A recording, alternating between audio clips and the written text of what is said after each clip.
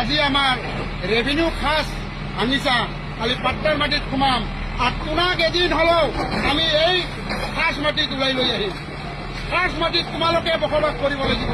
তোৰ চৈত্যগুৰিয়ে খাস মাটিত বসবাস কৰবে। এতিয়াৰ পৰা আমি এটাই ধৰি দিম, মানে তাকবীৰ, আল্লাহু আকবার, মানে তাকবীর। আল্লাহু আকবার। আমি মাটি বাড়ি সব বিক্রি করি এদিন এদিন কামাই রোজি রোজগার করি আমি পাট্টার মাটি কিনি লম।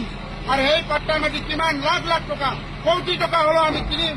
কিনি লৈ কেনে তোমাক তোমাৰ ঘৰ পৰ্যন্ত আমি কিনি লম। তাৰপিছত তোমাক পাট্টাৰ মাটি এৰাই খাস মাটিত বসবাস কৰিবলৈ আমি বাধ্য কৰাম। তেতিয়া চাম আপোনালোকৰ কি। আজি হয়তো মই মৰি যাম, মোৰ ল'ৰা ছোৱালীয়ে মোৰ নাতি পুতি হলেও তোমাক খাস মাটিত ব্যৱহাৰ কৰিব দিব। ইয়াৰ কাৰণে আমি বাধ্য হ'ম, আমি বাধ্যতা কৰিম।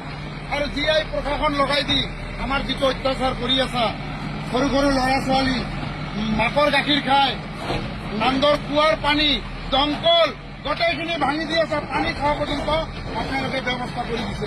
পানী না যাতে খাব নোৱাৰে, মৰি যায় মানুহে, এইখিনিয়ে কৰো।